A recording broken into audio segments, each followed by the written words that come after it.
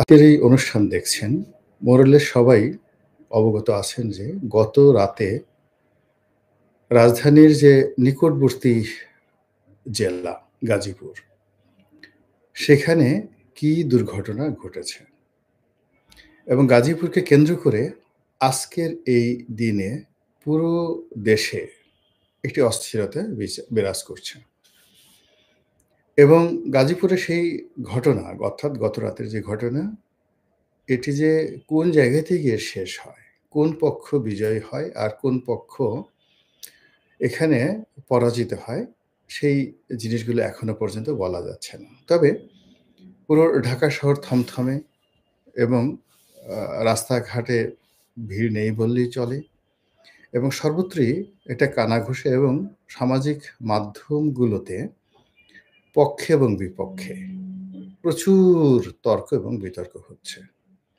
কাজেই এই বিষয়গুলো নিয়ে কিছু খোলামেলা কথাবার্তা বলার জন্য আপনাদের সঙ্গে আজকের এই লাইভ অনুষ্ঠানে আসলাম। আশা করি আপনারা সঙ্গে থাকবেন এবং আমি চেষ্টা করব আমার যতটুকু ক্ষুদ্র বুদ্ধি আছে সেগুলো দিয়ে নিরপেক্ষভাবে আপনাদেরকে কিছু বলার জন্য আরকি। সম্মানিত দর্শক, আপনারা জানেন যে এই মুহূর্তে বাংলাদেশে মব জাস্টিসের নামে কি হচ্ছে। বঙ্গবন্ধুর বাসভবন ৩২ নম্বর ভেঙে চুরে গুঁড়িয়ে দেওয়া হয়েছে এবং এটি একটা রীতিমতো উৎসবে পরিণত হয়েছে। কারা করেছে, কিভাবে করেছে, কাদের আহ্বানে করেছে এবং এটির পরিণতি কি, সেটি বলার আগে যেটা বলিনি সেটি হলো আওয়ামী লীগের যে রাজনৈতিক থিম অ্যান্ড থিওলজি, এটিকে আওয়ামী বিরোধী লোকেরা আওয়ামী লীগের কিবলা বলে থাকেন। অর্থাৎ এই ৩২ নম্বরকে কেন্দ্র করে আওয়ামী লীগ রাজনীতি করে। কাজেই আওয়ামী লীগকে যদি ধ্বংস করতে হয় তাহলে এই কিবলা ভাঙতে হবে।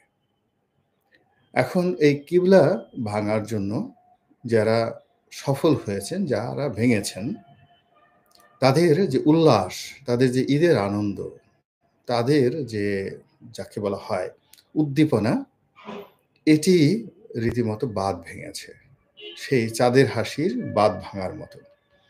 এবং তাদের মধ্যে একটা আত্মবিশ্বাস এত প্রবল থেকে প্রবলতর হয়েছে যে সে যেখানে বঙ্গবন্ধু শেখ মুজিবুর রহমানের বাসভবন, যেটা ভাঙলে বাংলাদেশে কিয়ামত হয়ে যাবে এবং যেটা হাত দিলে আওয়ামী লীগের লোকজন রীতিমতো সারা দেশে আত্মহত্যা করবে, এরকম অসংখ্য রকম ঘটনা।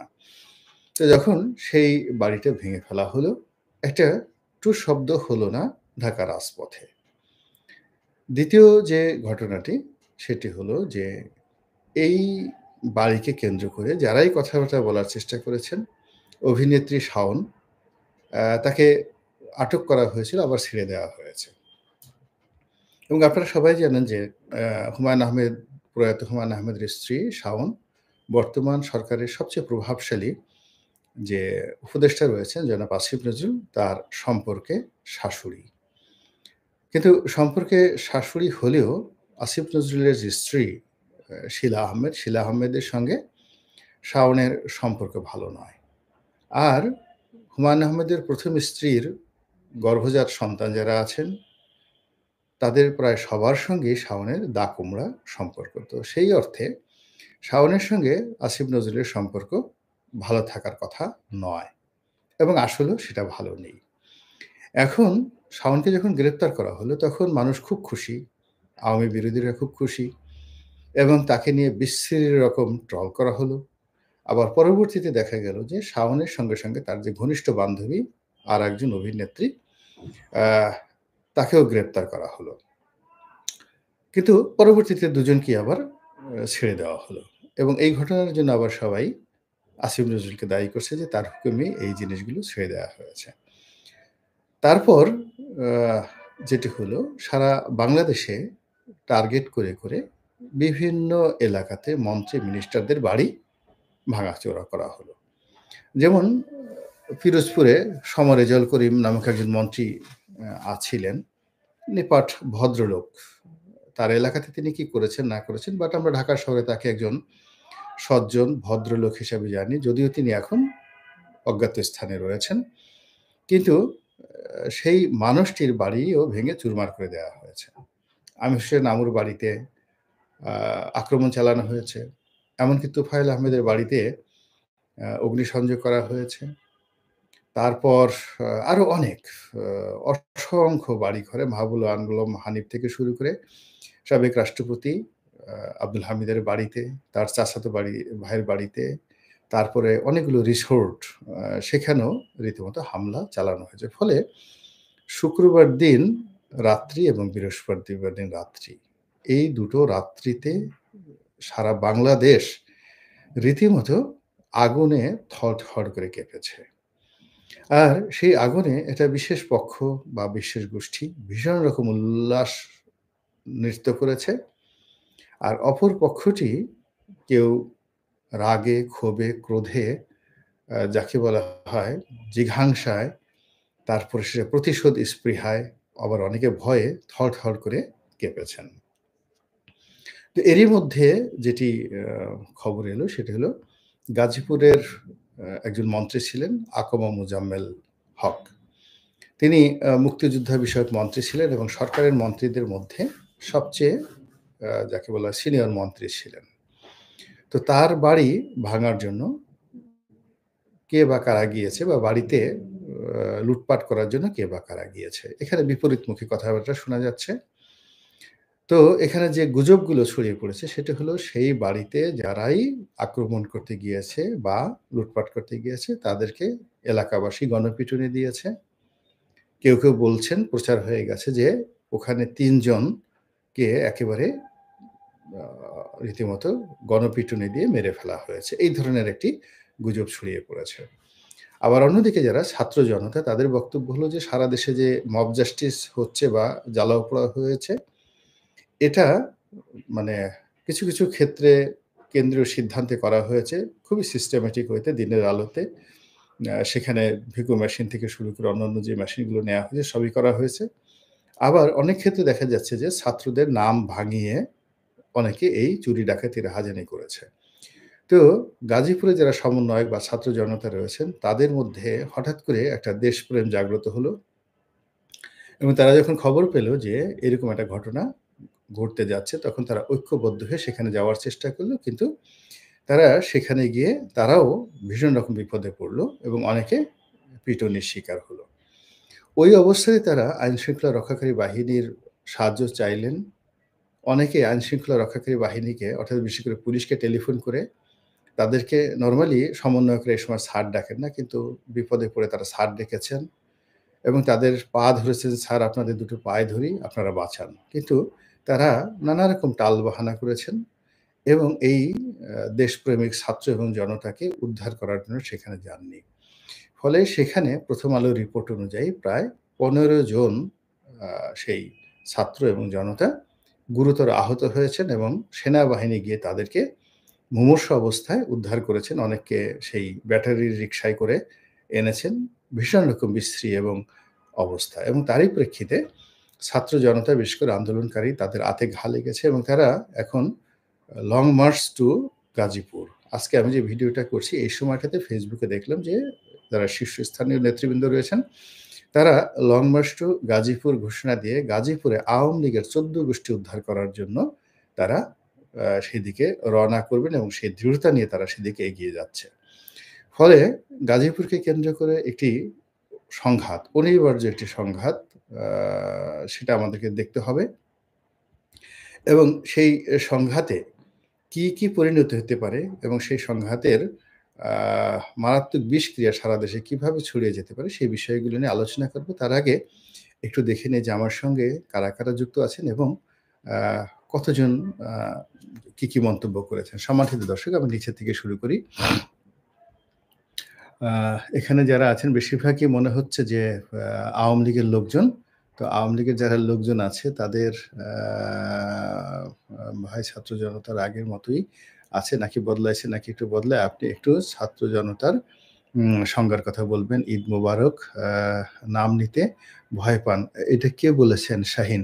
কার নাম নিতে ভয় পাবো বলেন তো ভাই? এই যে এখানে লাইভ করতেছি, অফিসে একা বসে আছি। আপনারা এখানে ফেসবুকে বসে বড়, বড় কথা বলছেন। কার নাম নিতে বলেন ভয় পাবেন? ডক্টর ইউনূসের নাম নিতে? সার্জিসের নাম নিতে? অমুকের নাম নিতে? কার নাম নিতে? সেনাবাহিনীর প্রধান ওয়াকারুজ্জামান? কার নাম নিতে ভয় পাবে বলেন? এই সমস্ত কথাবার্তা কোথায় বলেন? শেখ হাসিনার সঙ্গে যুদ্ধ করে ২০১৪ থেকে ২৪ পর্যন্ত এই ঢাকা শহর বাংলাদেশে টিকে আছি। এবং এখনো পর্যন্ত যারা এই মব করছে, যা কিছু করছে, তারা শেখ হাসিনার তুলনায় অবোধ শিশু, অবোধ শিশু। তো শেখ হাসিনার সঙ্গে লড়াই করে এই জায়গাতে টিকে আছি। এখন আপনি কাকে ভয় করার কথা বলতেছেন? মানে নিজের ভয় অন্যের প্রতি, এই যে মিস্টার শাহীন, নিজের ভয় অন্যের প্রতি এগুলো মানে যাকে বলে অঙ্কুরিত করার চেষ্টা করবে না। সব মানুষ ভয় পেলে দেশ থাকতো না। ধন্যবাদ গাজীপুরবাসী। আবার জেগে ওঠে বাংলাদেশ, অতি উৎসাহী কিছু ভালো না, সোনার বাংলাদেশ ইত্যাদি, ইত্যাদি। ভাইজান, ঘরের মানুষ ঘরে এলে আমরা সবাই খুশি হব। জয় বাংলা, জয় বঙ্গবন্ধু। মানে সবাই বেশিয়ে পিটিয়ে আহত করেছে কেন? ঈদ মোবারক, সোনার বাংলা সবাই। আচ্ছা, যেটা মনে হলো যে আমার এখানে যারা আসছেন এই অনুষ্ঠানটা দেখার জন্য, তারা প্রায় সবাই আওয়ামী লীগের লোকজন আছেন। আওয়ামী লীগের লোকজন আছেন। আর আওয়ামী লীগের লোকজন এই ঘটনায় ভীষণ রকম উজ্জীবিত এবং ভীষণ রকম খুশি। গাজীপুরের এই ঘটনা নিয়ে গত রাত থেকে আজ পর্যন্ত যে ঘটনাগুলো ঘটেছে খুবই যাকে বলা হয় অ্যালার্মিং এবং ভীতিকর।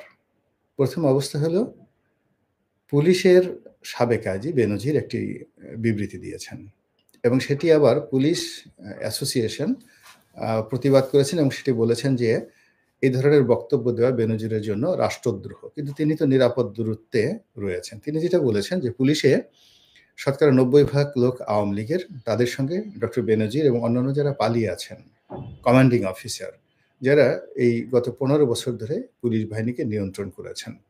এমনকি যারা জেলখানাতে রয়েছেন, উনার কথায় যা বোঝা গেল, পুলিশের যারা সাবেক ২ জন আইজি, তাদের সঙ্গে পুলিশের বিভিন্ন স্তরের কর্মকর্তাদের নিয়মিত যোগাযোগ রয়েছে। পুলিশ এখানে সাহায্যকারী শক্তি হিসেবে নিউট্রাল আছে এবং সরকারকে সহযোগিতা করছে না, করবে না। বেনজিরের কথা মতো আওয়ামী লীগ যদি অর্গানাইজ হতে পারে, এগিয়ে যেতে পারে, পুলিশ সেখানে তাদেরকে প্রোটেকশন দিবে। ইসছে মানে এর চাইতে মানে যাকে বলা হয় ভয়াবহ, মানে ডক্টর ইউনূস সরকারের জন্য এর চাইতে ভয়াবহ, ভয়ংকর কথা আর হতে পারে না। কিভাবে তারা সামাল দিবেন, কিভাবে পুলিশ বাহিনী সামাল দিবেন এবং কিভাবে কি করবেন সেটা তাদের ব্যাপার। কিন্তু এই বক্তব্য দীর্ঘদিন জামাতের লোক বলে আসছিল, তারপরে শেষে সরকারের লোকজন বলে আসছিল যে প্রশাসনের রন্ধ্রে, রন্ধ্রে আওয়ামী লীগের লোকজন ঢুকে আছে এবং তারা এই দেশের সর্বনাশ ঘটাচ্ছে। তো এটি ডক্টর বেনজিরের কথায় ফুটে উঠল। ২ নম্বর হলো জাহাঙ্গীরের, গাজীপুরের সাবেক মেয়র জাহাঙ্গীর। তিনি জনপ্রিয়, গাজীপুরে খুবই জনপ্রিয়। আবার তার সঙ্গে, সঙ্গে বিতর্কিত এবং জাহাঙ্গীরের কারণে বিগত দিনগুলোতে বিএনপির সঙ্গে আওয়ামী লীগের অনেকগুলো সম্পর্ক নষ্ট হয়েছে। যেমন সর্বশেষ যে দুটো আ বিএনপির মহাসমাবেশ, একেবারে যেটা ২৮ অক্টোবরের যেটি মহাসমাবেশ ছিল, সেই মহাসমাবেশ কিন্তু জাহাঙ্গীরের লোকজন সহকারে মিন্টো রোড দিয়ে যেভাবে প্রধান বিচারপতির বাসভবনের ওখান দিয়ে যাচ্ছিলেন এবং ওখান থেকে কিন্তু মারামারিটার সূত্রপাত হয় এবং তার থেকে মূলত এই যে বিএনপির সেই অনুষ্ঠানকে পণ্ড করা, এটার এগেইনস্ট এ পুলিশি অ্যাকশন, তারপরে যা কিছু ঘটেছে, এটাই কিন্তু গণতান্ত্রিক যে আ যাত্রা, মিছিল, সেই মিছিলের যে কফিনে একেবারে শেষ পেরেকটা সেদিন মেরে দেওয়া হয়েছে এবং ঐদিনই আসলে শেখ হাসিনার পতনটা আ সূচিত হয়েছে এবং আজকের যে অরাজনৈতিক সরকার, আজকের যে ২-১১ সরকার, যা বলেন না কেন, যেভাবে আপনি যে কথা বলেন না কেন, ডক্টর মোহাম্মদ ইউনূস বলেন, ওয়াকারুজ্জামান বলেন, যা কিছু বলেন, ঐদিন থেকে কিন্তু সূত্রপাত হয়েছে এবং এটি